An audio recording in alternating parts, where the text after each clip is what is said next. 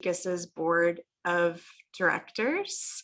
I am a sex educator and have also worked in the pleasure products industry for 15 years. I'm going to get some of the Zoom housekeeping out of the way so that we all are on the same page about that. We are using Zoom webinar, which means that all attendees are muted and cameras are turned off. You have the chat function, which you can use just like you would in a Zoom meeting. And this can be seen by all audience members, or you can select to send your message just to hosts and panelists. There's also a Q&A box at the bottom of your screen, which is where we will be fielding the Q&A from at the end of the discussion. Gabby Doyle is here with us, who is SIECUS's State Partnerships Manager, and she's going to be helping us pull questions from there at the end. And we're going to do our best to answer as many questions as we can. If we're not able to respond to your question, please email Gabby at gdoyle, DOYLE, at SIECUS.org with your question, and we'll hopefully get a chance to respond to it there. This webinar is being recorded and will be made available to all who registered for the event. We also plan to post the recording on the SIECUS website, siecus.org, and the recording should be made available publicly early next week. As with many nonprofit organizations, the coronavirus pandemic and economic uncertainty has impacted SIECUS and support for our work. This event is intended as a fundraiser for SIECUS, and we invite you to visit siecus.org/donate to make a contribution so that SIECUS can continue working with federal, state, and local governments and schools to advance comprehensive sex education programs and policies. So a little bit about SIECUS. SIECUS was founded in 1964 to be the leading voice for shame-free education on human sexuality and a champion for sexual and reproductive freedom as an essential part of the human experience.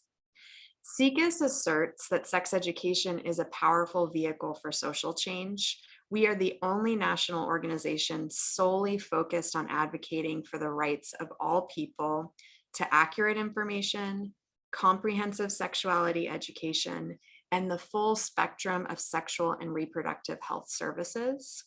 At SIECUS, we believe that sex ed can spark social change at the nexus of many social justice movements, from racial justice and LGBTQ rights to the Me Too movement and the urgent conversations around consent and healthy relationships. So thank you so much for joining SIECUS Online. This series of virtual armchair discussions explore how sex education can be a vehicle for social change with leading experts in the field. So I'm really excited to get into this conversation.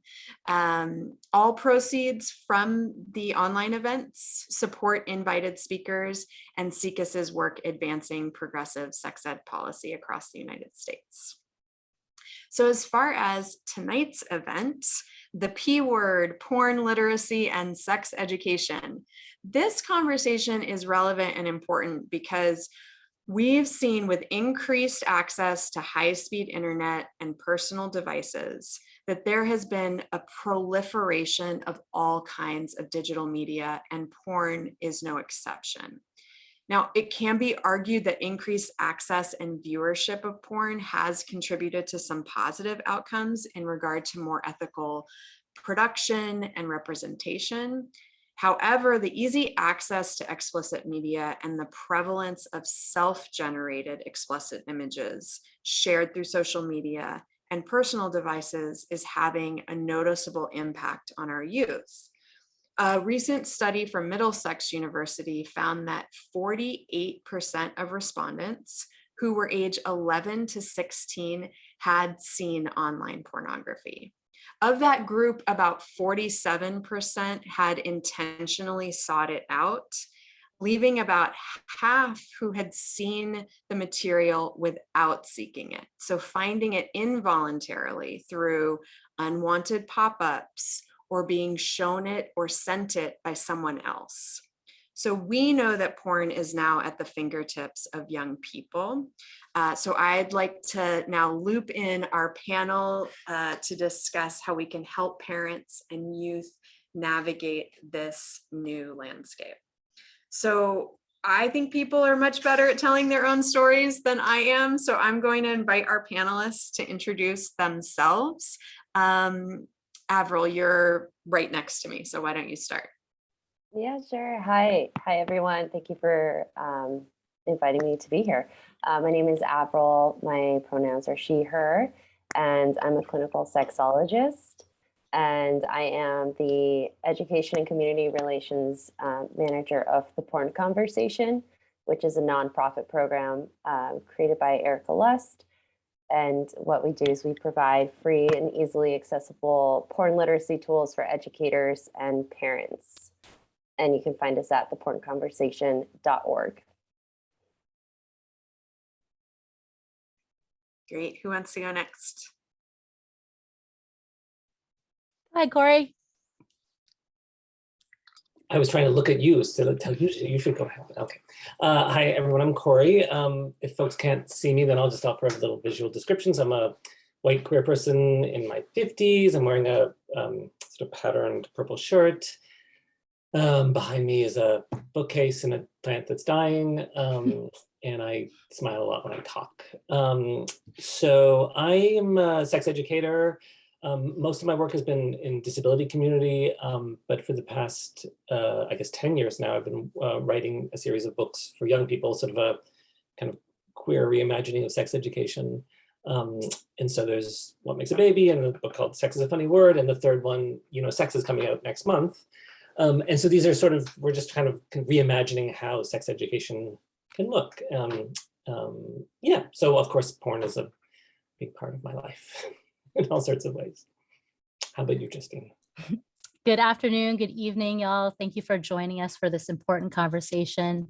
I am based out of New York City on Lenape land, currently zooming in, however, from the state of Georgia, after having just provided a porn literacy talk to an assembly of 200 high schoolers at a school out here. And I am a sex educator. I'm an intersectional health educator. I work in schools K through 12, but also do trainings for adults in young people's lives, and even graduate students and undergrad students on various topics on mainly sexuality. And I came into this work through a public health lens as first a math teacher that was teaching pregnant 8th graders and seeing there was something in the way of academic achievement. And it led me down this path of pursuing work in comprehensive health education, and now having the privilege of being able to deliver it across the country as a full-time freelancer when I was once stationed at one school community for 9 years as their founder and director of health and wellness. Amazing. We are in very good hands tonight for this discussion. So I would love to open the conversation, just personalize it. Can each of you share what your first experiences were with porn, or perhaps your first experience really starting to think about the importance of porn literacy? Let's go in reverse order. Justine, why don't you start us off? So I'm going to share how I started to understand porn literacy as something that needed to live in schools. I had been teaching porn literacy for 10 years, and it was a hot take in a school back then, still is. But what happened was, it was in a 5th grade class. I was passing out blank pieces of paper for students to write anonymous questions to pop into a box as they were watching a video. And one of the questions from this 5th grade class came from a student who asked, "I'm a girl and I want to know, when are we supposed to start waxing down there?" And the first thing that came to my mind was the fact that I was in a 5th grade classroom, and this was already something they knew that people did, and felt like it was an expectation. It wasn't, do I need to wax down there? It's, when are we supposed to wax down there? And that same day, because I was the K through 12 health educator, I was also teaching a senior class on porn literacy, and a 17-year-old cishet boy raises his hand and says, "I don't know why you keep mentioning pubic hair in women, Miss Fonte, because girls don't have pubic hair." And I asked, "What makes you think that they don't?" And he had responded, "Well, because I've never seen any." And I asked, "Where are you seeing any vulvas?" And it was the only thing that I needed to ask for him to then realize, oh, porn is my new normal. And so if we're getting instruction from porn in a sex negative world, it makes sense that our young people are using mainstream porn as sex education. So that's when I knew we need to talk about healthy, literate consumption of something that is inevitably going to be something they're exposed to. Should I go next? Was I in the middle? I think I was. Okay, well, I'll go personal. So I'm 51 years old, which means I grew up well before the internet. And my dad was a sex therapist. So I had access to all the kind of sex education that was available at the time. And then inevitably, like, there were Betamax videos and VHS videos. And so then I had access to porn. There was porn that was not for me to see, but I watched. And it was all like porn from the 70s and early 80s. And of course I had no context other than sort of because of the way I was raised. I understood that like I understood body autonomy, and I didn't think that naked people, I wasn't afraid of naked bodies. But I do think that my, like the kind of porn that I saw, which was before like really it was before what gets called the golden age. And it was before sort of video porn and online porn became a big thing, where what it was a lot of actors who clearly, first of all, they were older. So they were actors that were in their 30s and 40s. They had body hair and body fat. And also they clearly were amazed that they were getting paid to have sex on camera. So there was a lot of what I saw was very joyful, which is not, of course, what you see when you go online now. So you see people who are very much doing it for work and living, and the body and the kind of body normativity is the sort of body ranges have changed. So yeah, so I mean, obviously, I guess I'll just say that like my first experience with porn, like it fit into this. I think we should all be thinking about is, of course, it fit into the context of my life, which was being raised in this relatively permissive environment where sex wasn't taboo and where nudity wasn't automatically equal to sex. So it wasn't like jarring or difficult for me to see and integrate, which certainly my experience is for a lot of kids, of course it is, that a lot of kids now who are seeing stuff online, it is harmful for them. It's not great. And there's a range of that. So anyway, so I was lucky, I guess. That's me. Yeah, so I guess I can go a bit personal as well as Corey did, because I do believe that my first experience of coming across pornography was like kind of at the height of like where everything just kind of exploded internet wise with the porn world, right? My first experience was seeing it on like Skinamax, like HBO, like all of these like buying cable, pay for subscriptions that you could get those days. And it was actually at a friend's house who showed it to me that said, oh, my parents have this subscription. I am a child of the 90s. So obviously this was in the early 2000s and everything just kind of exploded from there on. And I remember just learning about how easily accessible it was and anything I wanted to see. And I grew up in a very conservative Irish Catholic household where we didn't even talk about growing and changing bodies. I just knew there was just this access to all of this explicit information that no one was really explaining to me. So I was going to learn it how I could, which was through mainstream pornography, right? And then going back to kind of what Justine was talking about was the messages I was learning from it, right? I was learning about not having to, what my body should look like, how I should behave, and how these kind of actions and images are representative of what is rewarded in society. And so it really shaped me as a younger teenager growing up in Miami, where there was also all these messages of what it means to be sexy, what it means to be rewarded with attention or gifts, right? And so going into studying clinical sexology and getting into sex education, understanding porn literacy as a base, as kind of the starting ground of all of sex education these days, I think is really, really important, because I do think it has become the new sex education and we can't ignore it. And so this is why I've kind of gone this direction, based on my own personal experiences and also the understanding that porn is now mainstream media and we need to talk about it. So that's a little bit of my experience of how I was affected by porn myself. Yeah, that's so great, because you're leading us into where I want to go next, which is, as the landscape is changing, and I think that all of our experiences that we just talked through acknowledges the impact that porn have, the influence, right? So let's lay some foundation here. What is media literacy? Why is it important?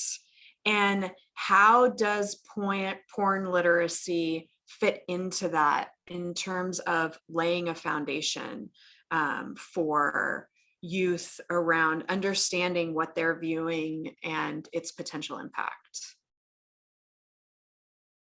Corey, why don't you jump in first, because you've been sandwiched in the middle. Oh, okay. I was going to say Justine should start. So, I mean, media literacy should be the beginning of every sex education curriculum. And I want to say it was actually Bianca Laureano who taught me that. I actually didn't know that. I was trained in a very traditional kind of biomedical, super white sex education way. And the first time that I think it was Bianca who was like starting a thing with media literacy, I was like, why do you need to start with that? And you need to start with that because all of us need to understand, because all of it is media, right? All of us need to understand the impact of advertising and television and songs and music and movies and all of this stuff that is the stuff from which we create who we are, right? I mean, particularly when we think about young people, but it happens for older people too, which is our identities are not created out of nothing. They're created in relation to each other and in relation to the media around us. And having the skills, so media literacy is an approach that I'm not going to remember when it started, but I think it was in the 60s, or Justine will know. But it's a way that helps us understand how to take apart media, how to understand who's making media, why are they making it, who's left out, what is the purpose of this piece of media. And so I think there's like 5 essential questions, and they're very useful. They're incredibly useful tools for any educator. And it's taken sex educators a while to figure it out that actually porn, of course, is just a form of media. So I'm much more interested, like when I work, I just sort of talk about media literacy. I don't talk about porn literacy because we can do it all in a way. In the same way that I think we should, we want to think about teaching consent, not only in the context of not negotiating consent in sexual context, but we should talk about negotiating consent at recess when we're playing tag or whatever it is. So that's sort of, for me, the thing that I now know is that we should really start with media literacy. I don't teach in school. I sort of do it in a different way because I don't teach in schools. So I'm able to I have a lot more freedom to do things differently. So it would be, I don't know, it would be interesting. I want to hear what Justine has to say too. Yeah, it sounds like the participants also want to hear from each of you specifically how you would define it. So not just adding on to each other's. All right, I thought I was going to be able to take a break on this one. So media literacy is a mindfulness in how we are consuming these visuals and the messages that are a part of these visuals. And I would argue that media creates consciousness.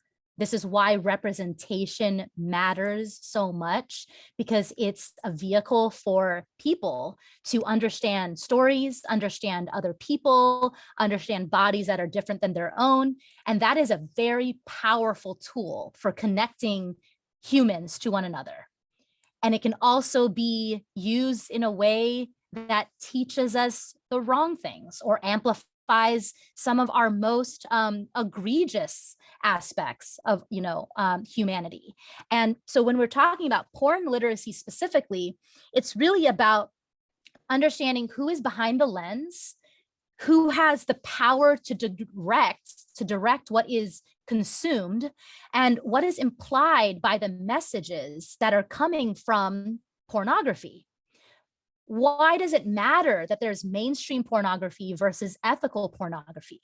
How are these performers being supported in an industry that is so highly utilized, but so deeply shamed for their participation in it? What's happening there? What is it saying about bodies? What is it saying about what bodies should do or can do to other bodies?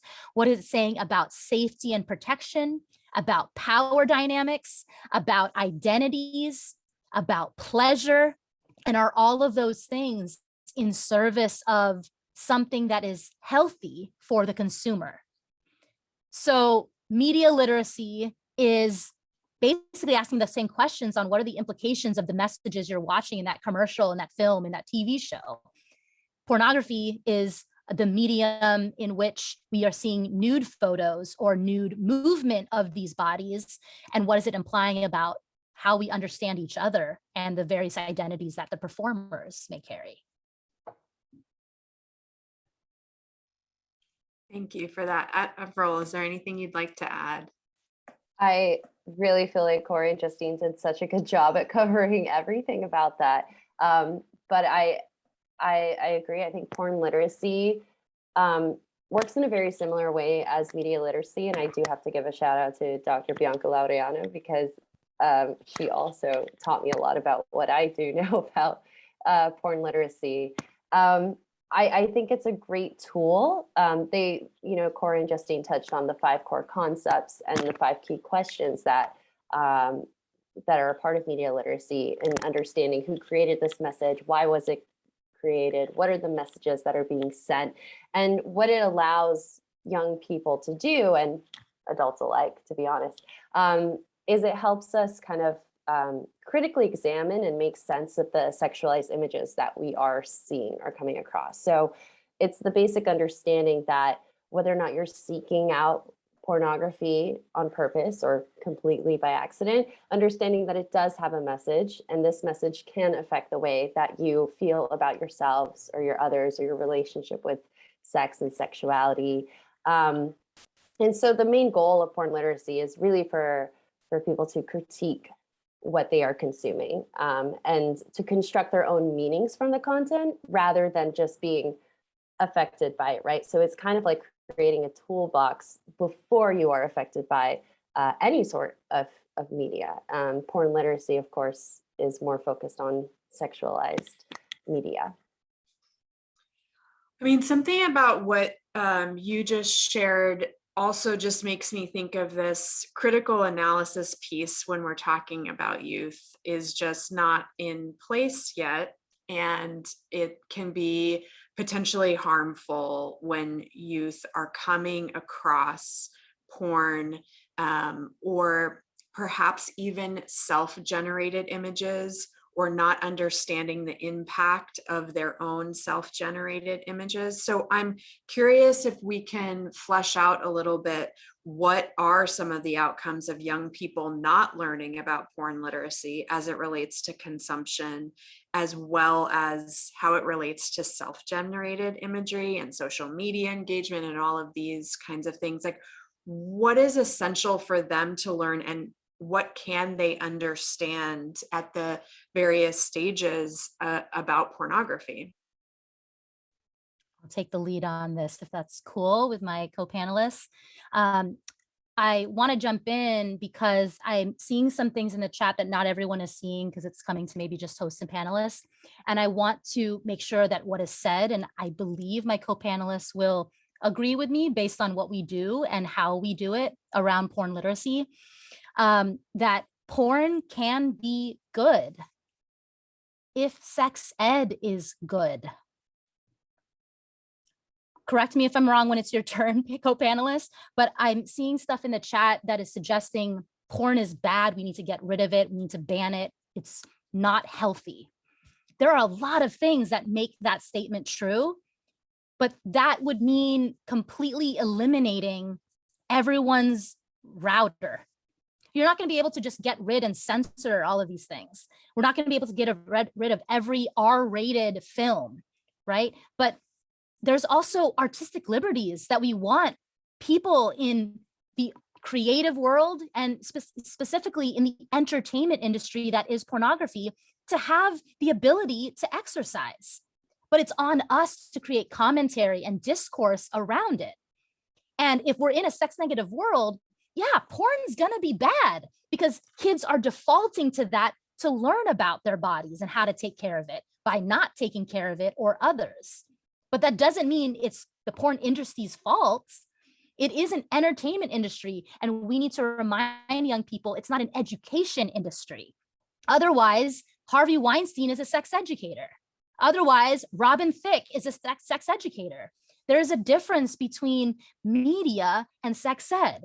Porn is not sex ed. Sex ed can include topics around a variety of things like music and around film and around commercials and how gender stereotypes are perpetuated. But these two things are not synonymous. And when people are just saying we need to just ban porn and it's always bad and it leads to addiction, these are very big generalized statements that people are making. It's about managing, it's about understanding and being literate. It's about being more aware of the beautiful ways that porn was invented to be this fantastical, wildly unrealistic tool we can use to explore our emotions and our bodies in ways that aren't represented in mainstream media. And now mainstream porn is taking, off on its own. But just like any other film that we're looking at, there are many genres and there are some really good movies out there. And we know there's some really bad movies out there. It's just that the really bad movies are having a higher platform because of access. And so our young people are watching the really bad movies and nobody's telling them why it's bad and how there are ways to understand your body in a lot more holistic, comprehensive, intersectional, safe ways. So I don't want this to be a discussion on anti-porn because frankly, that's not my stance. And I know that's a hot take for some people who may be expecting to learn, how do we tell kids to stop watching porn? How do we tell our partners to stop watching porn? It's about being consumers who are literate about something that's inevitably going to be exposed to us. One thing I just want to clarify quick that is also happening in the chat as you're speaking, and thank you so much for that, Justine. I really appreciate everything you just shared. We are not advocating on this panel that children should be watching porn. We are acknowledging that youth are watching porn, that they are they have access to pornographic materials, sometimes even just amongst themselves. And so in that context, how do we navigate this current landscape that we're in a way that helps to inform, protect, guide, et cetera, our youth? So just to go back to, where we were kind of heading is like, what is essential for them to learn and understand about pornography in this new landscape where we know that they are accessing it?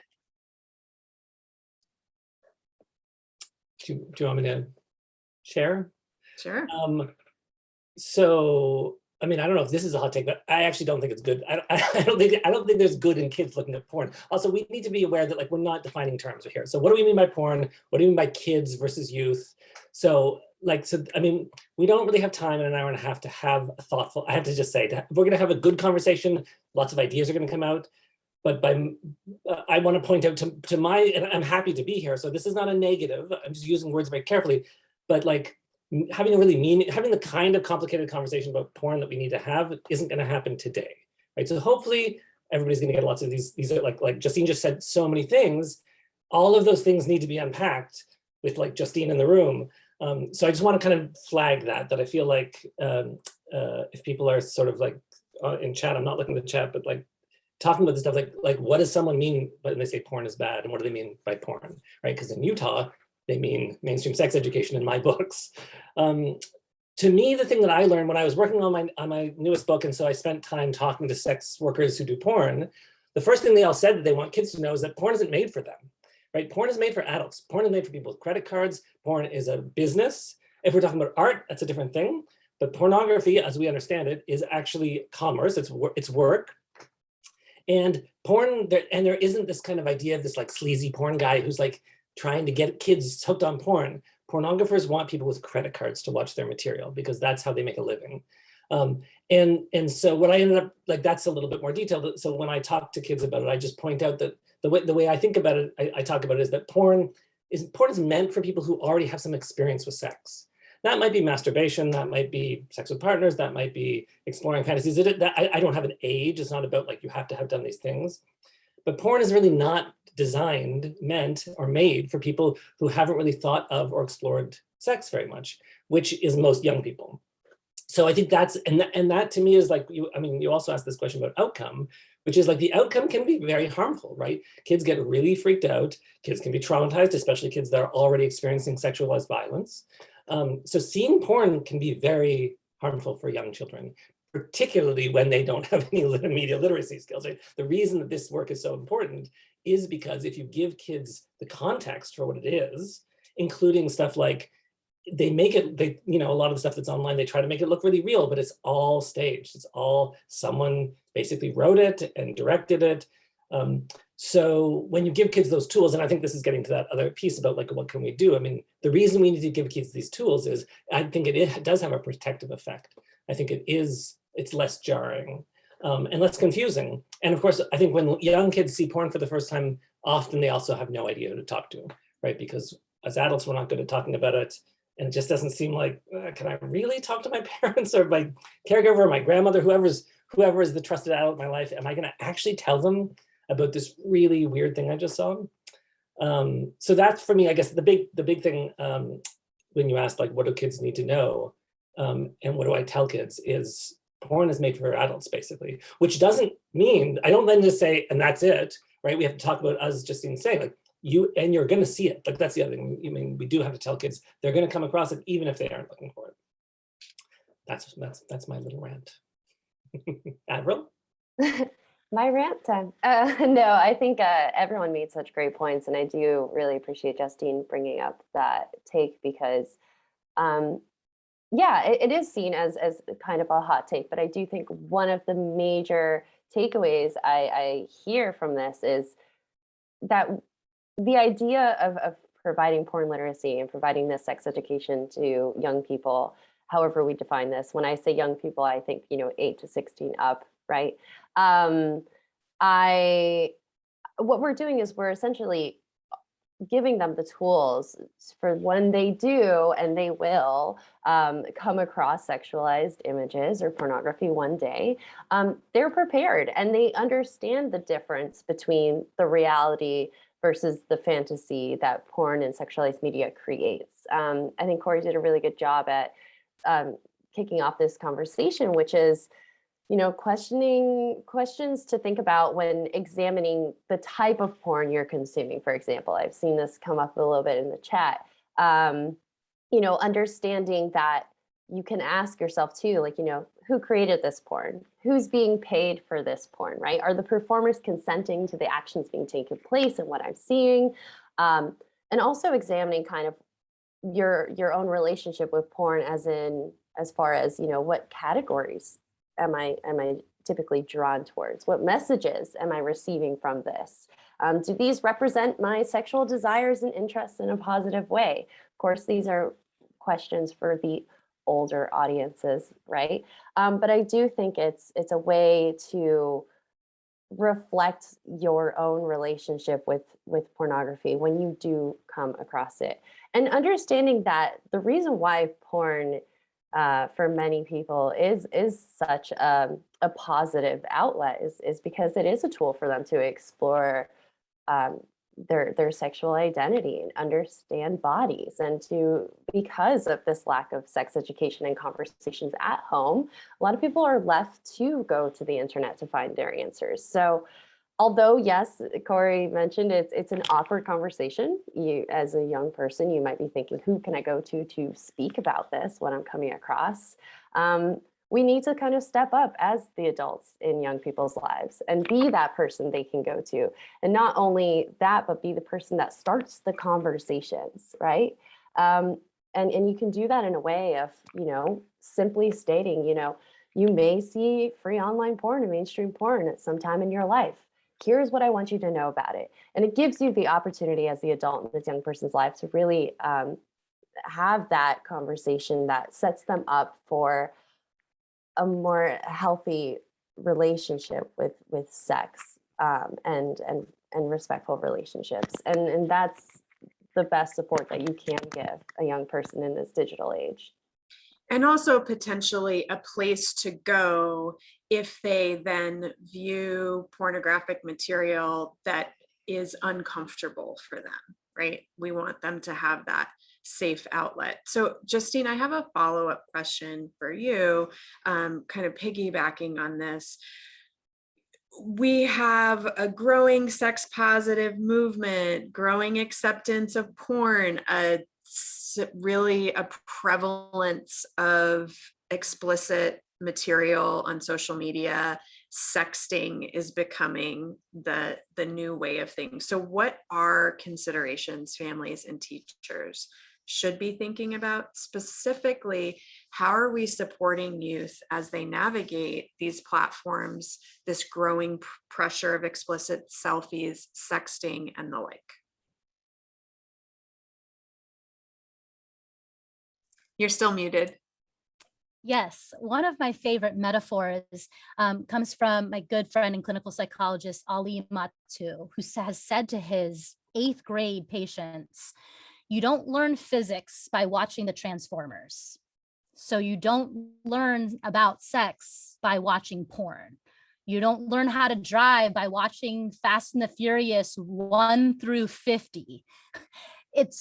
We're really literate about Hollywood film because we tend to normalize discussions around that. We need to normalize discussions around the P conversation and not be afraid of saying that word.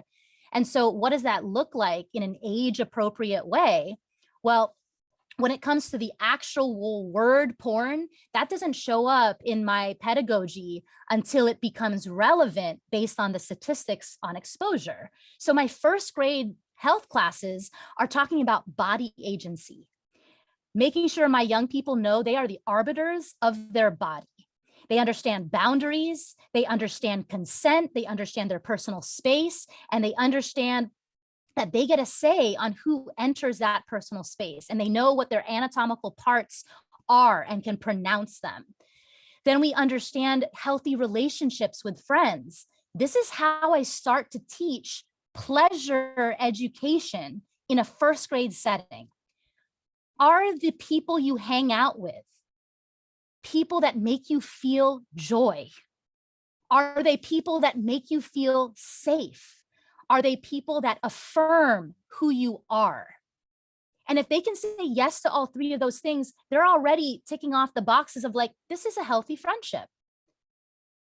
I want them to have that solid foundation so that when they're in middle school and they start assessing their relationships, friendships, puberty hits, and they might start having crushes on people, they ask the same question. Do I feel safe? Do I feel affirmed? And do I feel joy in this relationship? If they then end up watching mainstream porn that is violent and aggressive, they can see right away that the people in relation to one another on screen are not giving an example of safety, affirmation, or joy. And they're already literate seeing, oh, what's this? Well, this isn't how I've been taught. Sexuality and my body is supposed to be experiencing intimacy and life and joy and pleasure. That's how you start it. You can't start your talk with porn. There's too much involved there. And then you're now associating sex ed with porn as the only thing that, it works with. In middle school, I start having the discussions around the pressures to sex, the pressures to change what your body looks like based on white supremacist beauty standards that are amplified in porn, gender stereotypes coercively perpetuating this idea that you need to look a certain way to have value and capital, and pressuring you to do something that is not in service of your joy, affirmation, or in terms of safety. We look at sexual predators and how this is common in a lot of mainstream porn at making sure a young person gets a pop-up because they are curious about their own changing bodies. They want to know if it's normal to change in that way. So it makes sense that a fifth grader is going to want to Google, am I normal? Is it okay for me to have hair on my breasts? Is it okay for, and then they're seeing porn. So they resort to these resources because they're not getting answers in school, or they're not in a home that's normalizing these discussions. So when a sex educator is coming in to a sophomore class of 16-year-olds who have never had anything before, they're spending so much energy teaching these sophomores to unlearn 16 years of socialization that sexuality is taboo, and their expectations based on their gender, based on their age, and what their bodies should be looking like and what they should be doing with other people. That was like part of what I wanted to share, but my other answer to that I'll hold on to because I think it can be relevant to another question we have coming. Yeah, you just, you said something that, in middle school when they start having crushes, and I will tell you that my first grader is coming home telling me about all of her crushes, and I was unprepared for that. So what, these, what our kids are exposed to is, really changing, at least in my experience. And so I guess my next question is like, how can we as families and also as educators have conversations about porn and media literacy without falling into stigmatizing messages? Like it's this like delicate balance that we have right around sex positivity and wanting to create that safe space, but also create these safe containers. So, what do we do? What do we say? Avril, let's start with you. Yeah, great question. I think that, there's some top tips that I typically give to families when they're going to be having these conversations around porn with their children or teens. First of all, understanding that it's never too late to have this conversation, and oftentimes never too soon, right? Especially if your child is already being exposed to media, having iPads, all that good stuff, right? Because having this conversation is better than no conversation at all. Also understanding too that this conversation is going to not be the easiest conversation to have, especially if you're an adult growing up who never had this space to talk about sexualized media with your parents. And also understanding how fast it's all shifted in this digital age too, right? So staying calm, not panicking, right? Keeping the tone of the conversation casual is really, really key, because you don't want to kind of give off a tone that your child is necessarily in trouble for what they've come across, because you also want to understand that because of the accessibility of free online porn, we need to understand that it's going to be a judgment-free conversation. They may not have sought this out purposefully, or maybe they did, right? So also not making any assumptions. For example, assuming that your child has not seen porn at all, right? It's important to build trust between your child during these conversations, and asking lots and lots of questions. Oftentimes when we get nervous, we might kind of, keep talking because we want to make sure we're saying the right things we're trying to figure out while it's going on. But ask your child, what do you think about that? Trying to make it more of a two-sided conversation, and you might be surprised by how much more they'll open up. Just the key takeaway here for families, I think, is, whether or not you enjoy or detest porn or feel indifferent towards it, your child is going to be exposed to it at some point. So when you have these conversations, understand that ignoring it only adds confusion to your child's sexual future. So no matter what your values are when it comes to pornography, you must explain that it's unrealistic and it's not an ideal guide to understanding sex and sexuality. So being able to just hold that space for your child, is incredible. And I think that as long as you avoid shaming language, right? And an example of shaming language could be, where did you find that? Why are you watching it? Porn is bad, it's dirty, it's evil. Avoiding that will open up for further conversation with your child and for them to feel that they can come to you again in the future, because the idea is this is not just going to be one conversation, right? We're not trying to make it a talk and that's it. It's going to be an ongoing conversation you should have with your child throughout their lives.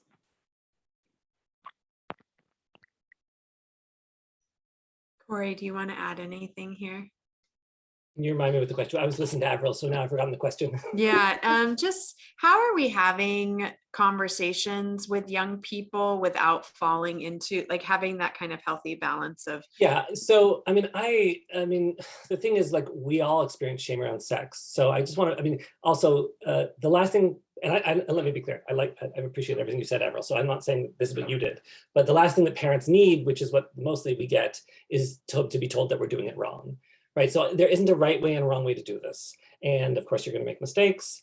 And I don't know how you talk about. I don't know how I would talk about it with my kid without some aspect of shame showing up, because I have lots of shame around my body, and not that I think that's. I don't think that's great. I mean, it's something to work on, but it's real. So we have to actually have these conversations in a way that doesn't seem like we're like. We have to be real. Right. So if you have values around porn, then you should share those values. And I think, as Avril was saying, you can do that if you have the space to try first, maybe with a partner or a friend. We can do it in ways that is like not transmitting extra shame to our kids. But if you don't want your kid looking at porn, I think it's fine to say, I wish you wouldn't look at that porn. I mean, of course, that can't be the end of it, because they may.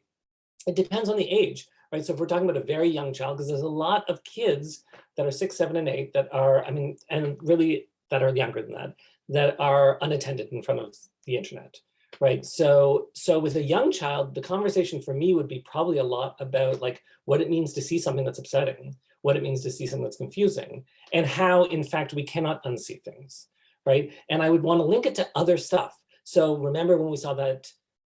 Again, people may freak out that I'm using this analogy. Maybe this isn't a good one, but I'm talking off the top of my head, which is what you do when you're a parent. Like, remember when you saw that dead squirrel by the side of the road and how we felt about that? That was a thing you saw. The thing you saw on the internet isn't like that. But the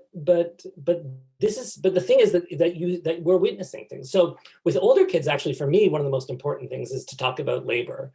Right. So who are the people who are doing that? Like this thing about when we say that, I don't say porn's not real. I say porn is real and not real. Because the people who make it, if we're talking about video porn, are real people. And did they get paid? And what kind of safety did they have on the set? And that's actually absolutely with an 8 or 9-year-old, a conversation I might have depending on the 8 or 9-year-old, which really leads to, in their teenage years, discussions of ethical porn. I'm not going to introduce the term ethical porn with an 8-year-old because it won't be very interesting to them, but to start thinking about the people involved.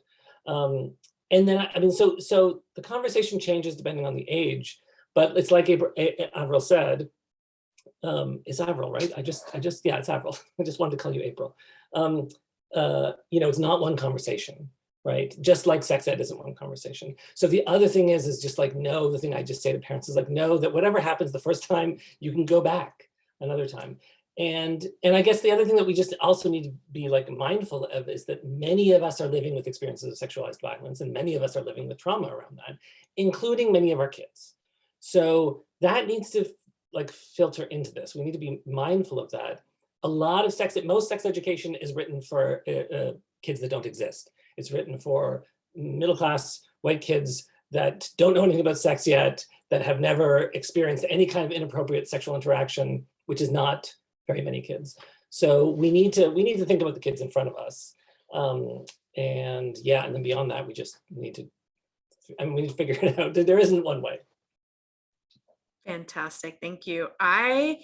There's a lot of questions in the chat relating to this. So I want to move eventually to in like a sex ed context, but Justine, I want to ask you specifically to follow up on what Corey has said, and also if there's a way to address some questions that have come in relating to like, not only how do we explain to kids that porn is for adults, but also, you know, after someone has viewed porn, how do we address that in a non-shaming way? Is it appropriate to direct them to safe resources? You know, how are we navigating not only, you know, what we're talking to them about, hopefully preemptively, but also how do we address it once they've already engaged with the material?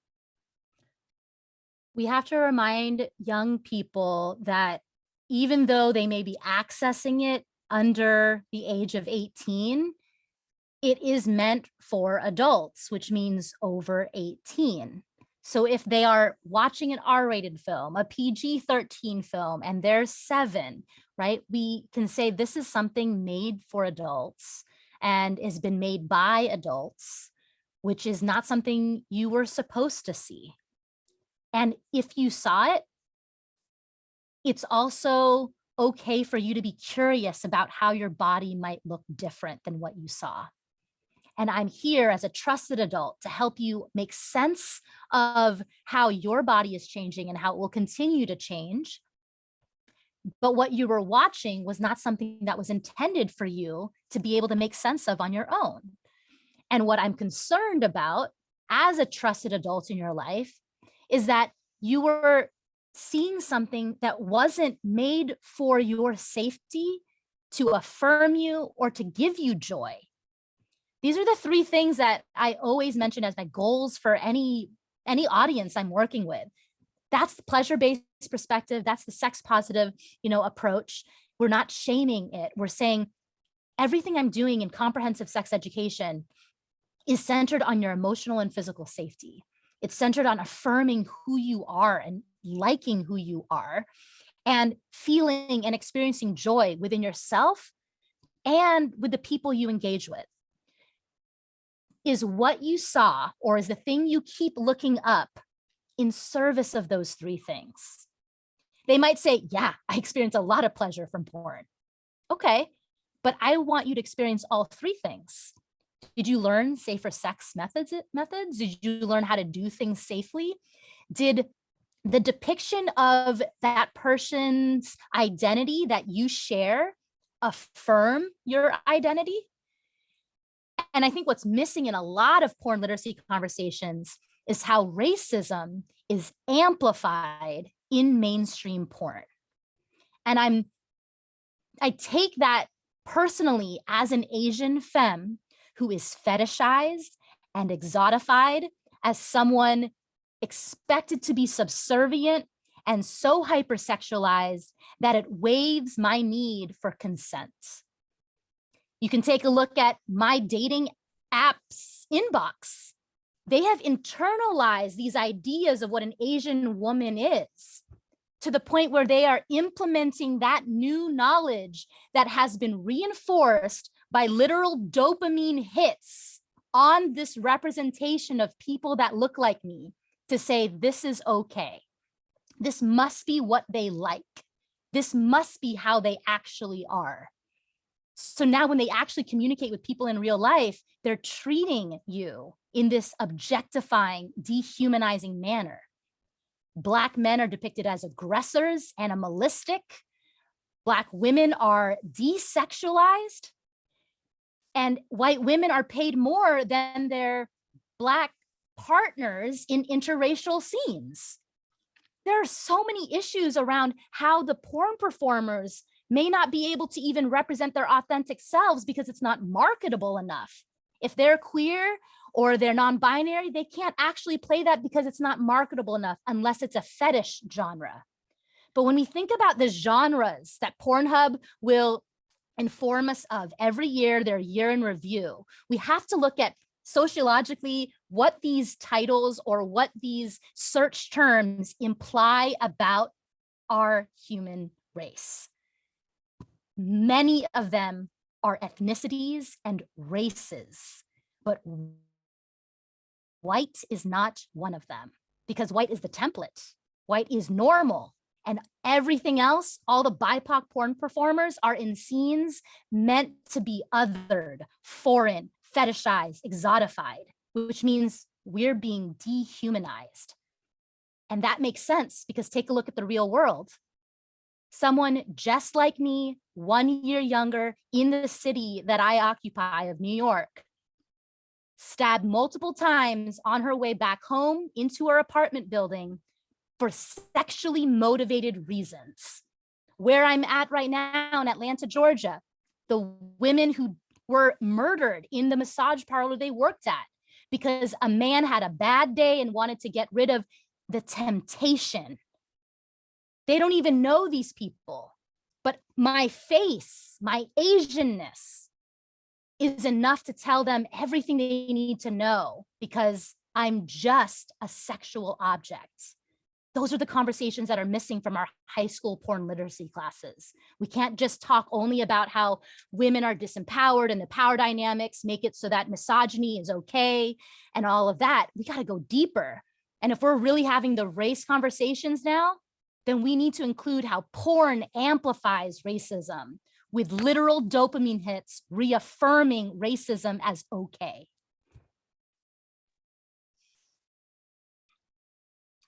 Justine, you have brought so many of the complexities of this issue into this conversation, being able to hold space for porn positivity while also bringing in the critique. And I so appreciate that. And I think that it is what is really complicated about this issue of teaching about porn literacy and advocating for our youth to be educated in it. And there's this conflation that happens with sex education and porn. And it is often a tactic that is used to undermine efforts towards expanding access to education. And I'm wondering if we can talk, because, you know, I know that there's probably a lot of like families and parents here, but there's also a lot of educators here. And so how do we respond to these attacks coming at our educational efforts? And also, there's also been so many recent efforts to ban more than just explicit media. There's book bans that are happening right now. So I don't know who wants to lead this question.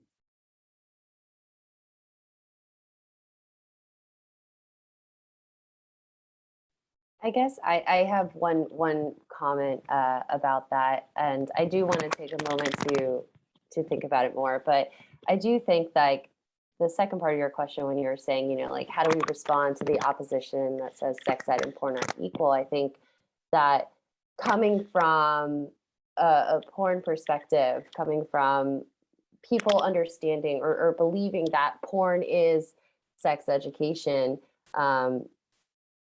it is a disservice, to be honest, to our young people, because we always get that argument of like, you know, is sex education pornographic? Is it wrong? Is it something that's, you know, going to lead students into I don't know, promiscuity or having sex earlier than they would have if they were not have received sex education? But I do, on the one hand, believe that it's a disservice to see pornography as sex education. It's unfortunate that it might be the only space where people do go and educate themselves, right, about sex and sexuality. But on the other hand, I do understand that there's a lot to learn from it. I guess the way I see it is this argument is just overall unfair for young people. I think that if we don't have the tools to understand and know about your bodies and know about your sex and sexuality, then it can't be seen as pornographic. It's completely educational, right? And I hope that we can kind of get over this argument one day, and it's global. It's not just in the US, it's everywhere. I do think it's a fight that's worth fighting for, and hopefully we'll see some sort of shift when it comes to having more pleasure-based, inclusive sex education at schools.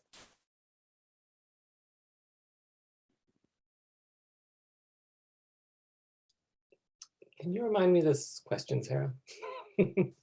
I know I keep asking about that. That's how my brain is. No, that's great.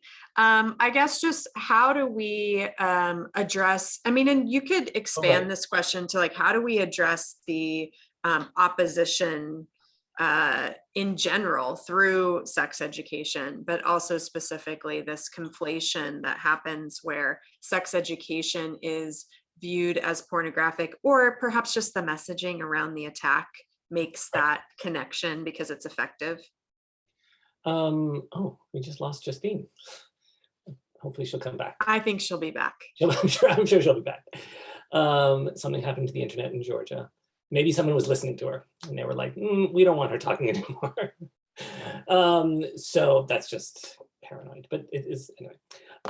So, I guess the first thing is that several things come to mind. I mean, one, to be really clear, and this is happening in the States, I know about it happening in the States because my book is often targeted, right? So when she's back, when they're calling it pornography because they're saying it's harmful, right? So part of the thing is you have to address that, right? So they refer to it as pornography, and then in there, like in Utah, for example, the definition of pornography is anything that may include some nudity and is considered harmful to minors.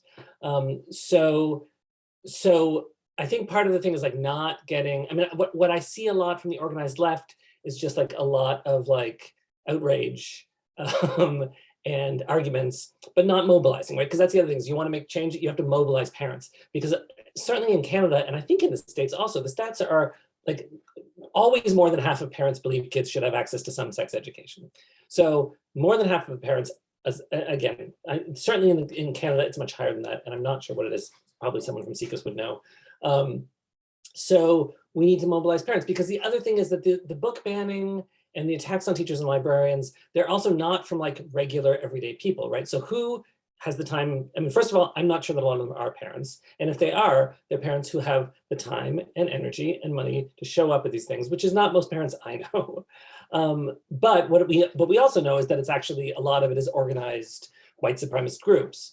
So the one thing is to mobilize parents. The other thing, of course, that sex education organizations haven't done a great job of and need to do more is connecting to other justice organizations, right? Because it's not just sex books that are being banned, it's books about race, right? And so they're calling them critical race books for kids, but critical race theory books for kids, which is ridiculous because they're not critical race theory and they don't have critical race theory books for kids. But what they mean is a book that says something about, that actually expresses some aspect of like a Black kid's experience of racism and white supremacy. So it's not just sex ed that's being attacked.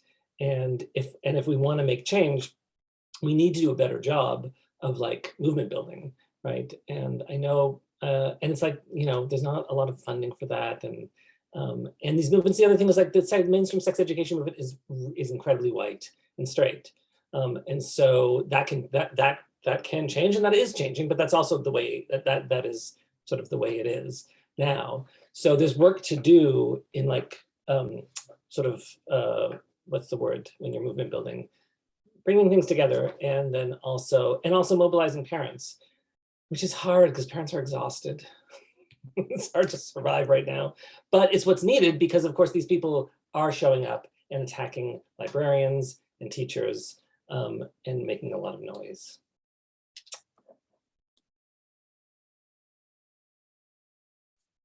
Justine, do you want to jump in here on the how to counter the attacks, or you want me to ask you one of the follow-up questions? I think I want to follow up, but not directly answer the question. I think one way to address like the bans, I think the obvious is that just because you ban something, it doesn't mean they're not going to be exposed to it. If anything, it just criminalizes it when it inevitably still happens. But I wanted to add a point of I don't know if grace is the word here because that's too generous for what's happening with these bans. But as someone who was at the center of a smear campaign for teaching porn literacy and teaching first graders that private parts are private, and being really a target for someone who is, quote, doing something, wrong for kids and basically being banned, I wanted to say how I have emotionally tried to make sense of this situation. And it's very much in seeing that those who are trolling and hating what I'm doing and verbally telling me that along with their death threats are experiencing something similar to those who sent me a lot of praise for the life-saving work that I'm doing. And that is that both parties are hurting. We all are experiencing sexual shame, but many of us have experienced sexual trauma and violence. And some of us are coping with it by actually doing the work to heal. And many of us are not even addressing it and projecting and having this trauma response by canceling somebody else, by banning somebody else, by trying to put down somebody else. But the common denominator is that they're both hurting. And if anything, it fortified why I am in this work and I still stand strong in doing this work, because there are a lot of people that have not healed from that violence. And they aren't prepared to now tackle it with their child or with their students. And so would rather just not have it be an option by banning it. But I think just that framework hopefully allows us to be a more connected society and to try to really empathize, not agree, but empathize in order to really find a way to address their traumas and help them heal from it so that all of us can heal and move forward in a direction that is safe, that is affirming, and that has and experiences joy. Amazing. Thank you for that. And thank you all so much for this discussion. I know I've already kind of dipped into the questions, but now I want to pull from some of the questions that have come in.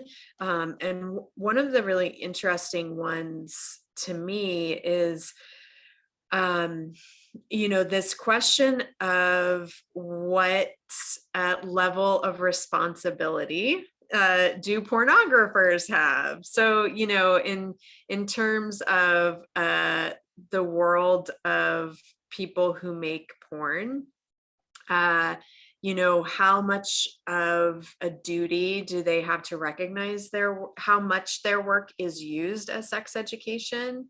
And though they are not sex educators, should they be thinking more about the media they're creating as a source of sex ed?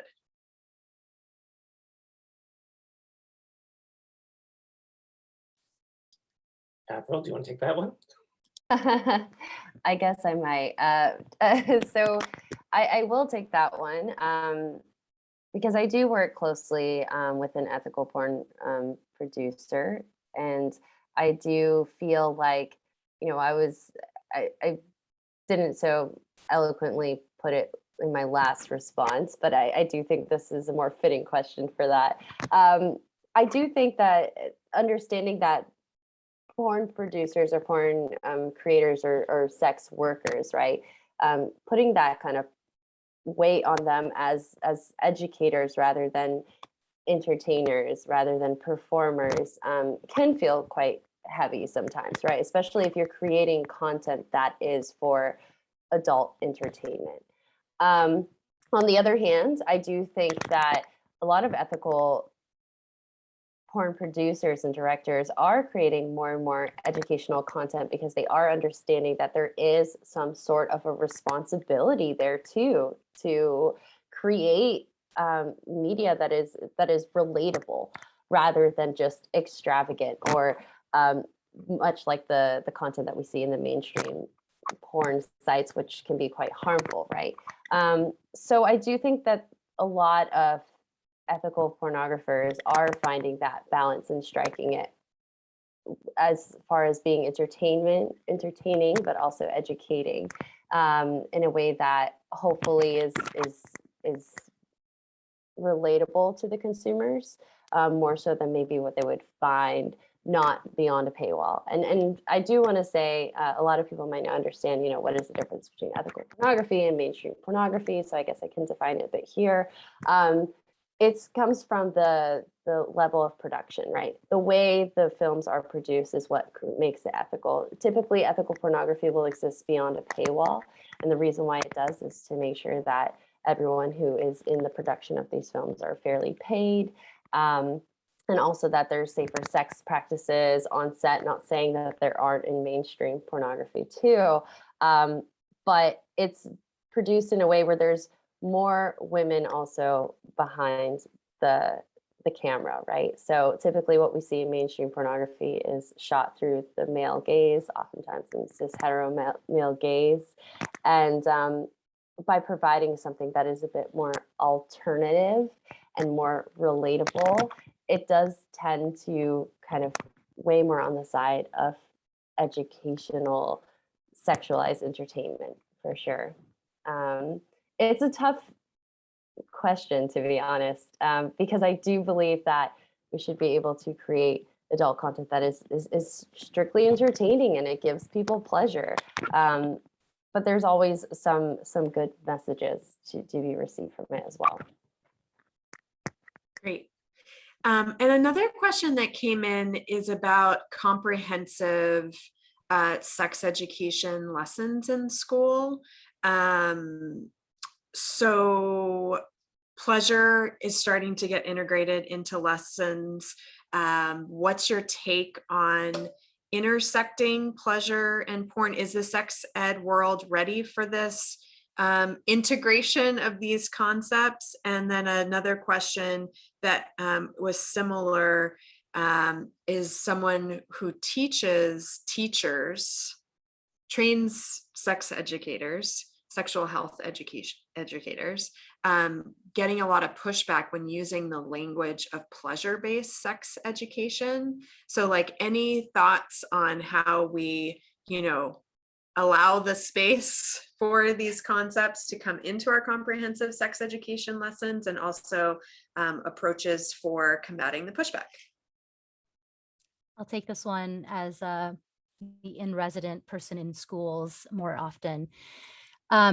So historically, the definition of comprehensive sex ed came about because there's abstinence-only education, there's abstinence plus education, and then there's comprehensive sex education. Abstinence-only education, not addressing intercourse as something that is going to happen, or only negative things come from it if it does happen, which means there's no inclusion of talking about protective methods or ways to understand, healthy relationship. There are many states that are still implementing that very kind of sex ed. Abstinence plus is an emphasis on abstinence as the prescription, but there will be discussion of protective methods. Comprehensive sex education really recognizes that people are sexual beings, and even if they may not want to, they may be having sex because child predation is a real thing.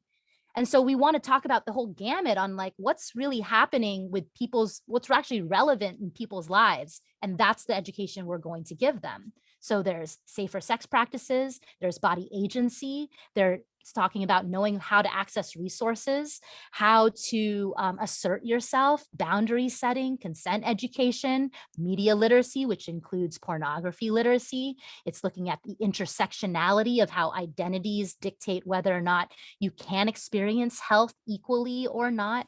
And all of those things are comprehensive sex education. Very few states are covering that.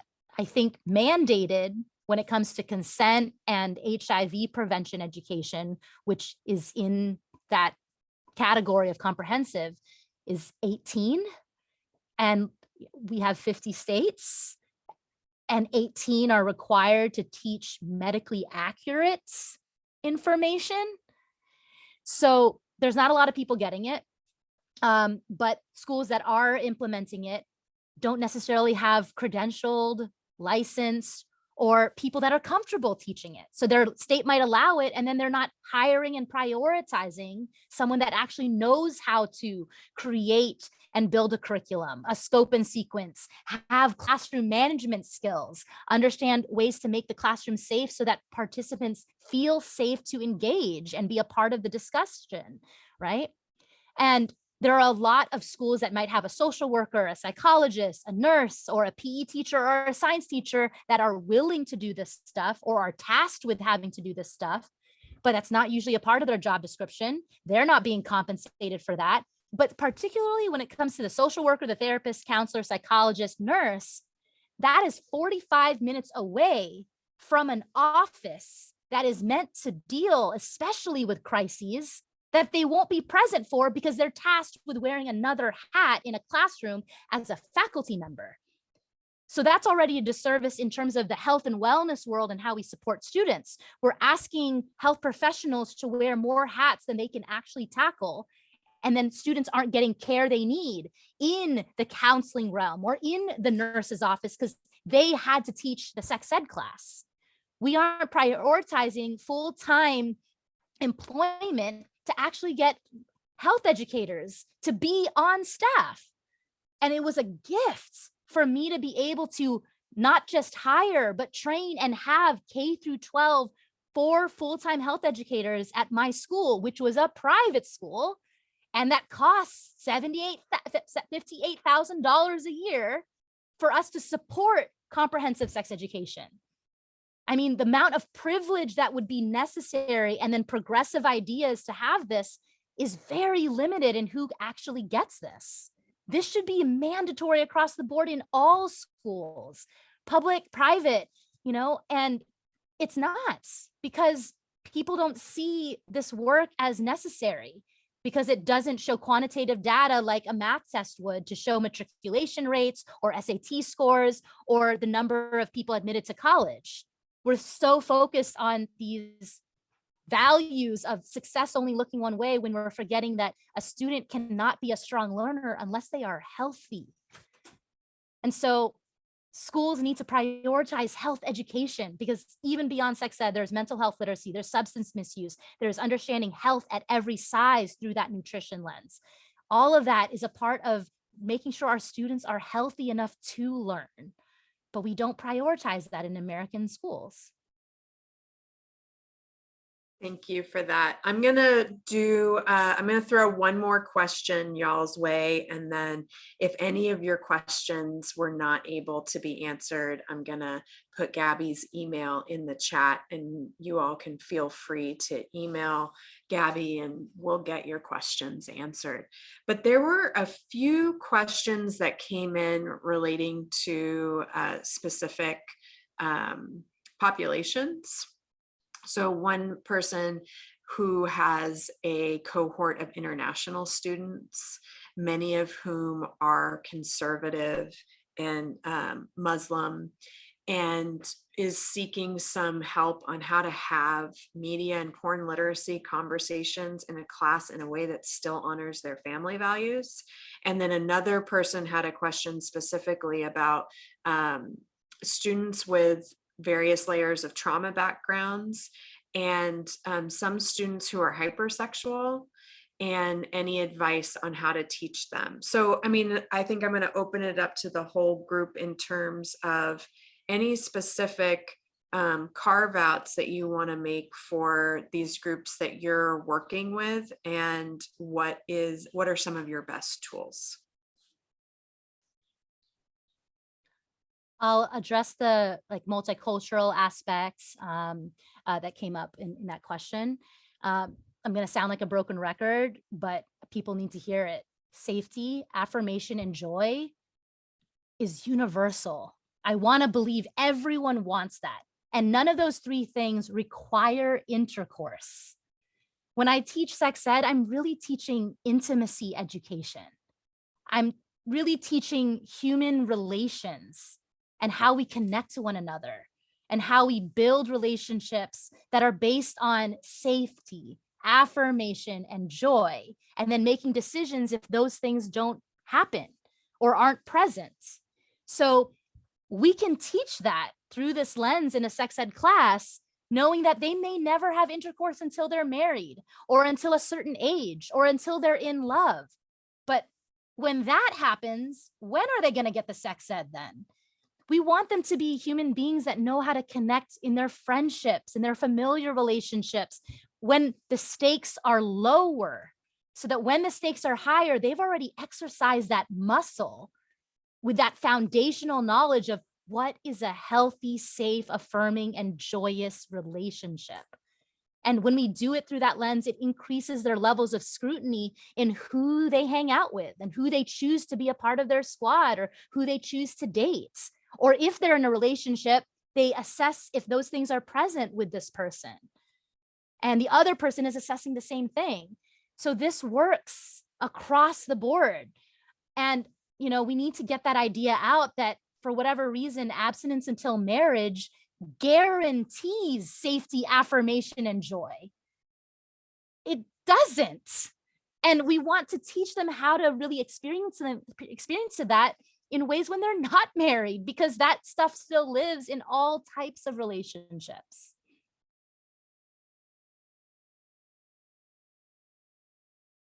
Thank you for that, Corey. Avril, any parting thoughts that you'd like to add? I mean, just that I don't think that everyone should be teaching everyone everything. So when I hear a question like, there's a lot of, I have like conservative Muslim students, I think of the number of white conservative Christians that are in this country who are not international students. So I'm imagining that question, you know, may have come from someone who isn't Muslim, and maybe they shouldn't be doing that. Maybe they shouldn't be teaching that class. And that's also really, I would think it's, I mean, I know it's complicated, but it's sort of a move towards justice to actually say that out loud and say to the person who's invited them to teach this, actually, I'm not the person to teach this.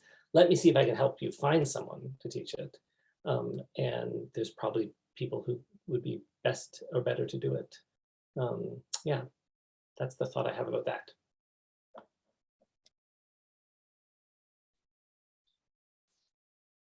Avril, any parting thought that you would like to leave us with related to the question or, you know, in response to everything that Corey and Justine have just shared?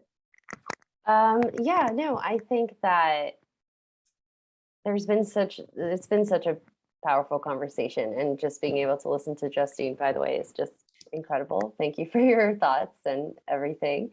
And I just wanted to piggyback a little bit of what Corey said, you know, being able to understand when you're not it, you know, as a clinical sexologist and a sex educator, but also as a white cis het woman, I also recognize those moments where I need to open up and give resources to others and be like, I'm not it, right? So for example, there is a sexologist that I do follow. Her name is Samira Qureshi, and she has a website called, what one is it? The Sexual Health for Muslims.com. So I see in the chat too, some people have a few Muslim sex educators to connect people with. And so this is kind of those opportunities too, to reach out and say, hey, who knows someone I can connect with on this, or maybe offering them an opportunity to come in and give talks at your school, or, you know, it's always a collaborative effort to make sure that there is that equal space for all sex education, right? Justine, I'd love to give you space too for any parting thoughts as we are wrapping up, since I threw a specific question your way. I don't have any. I mean, that was a pretty solid parting thought.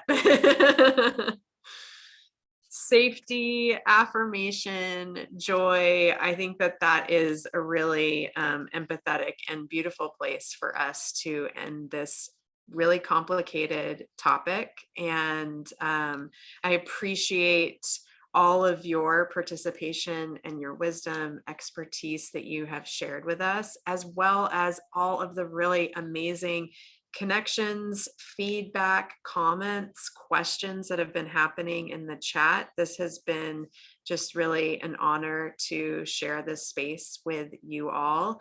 And I think that you all are aware of SIECUS, but you can find us at siecus.org and get on the mailing list, learn about more of these discussions that are going to be happening. And I hope everyone has a wonderful evening. And that is where I'm going to end things. Bye, thank you.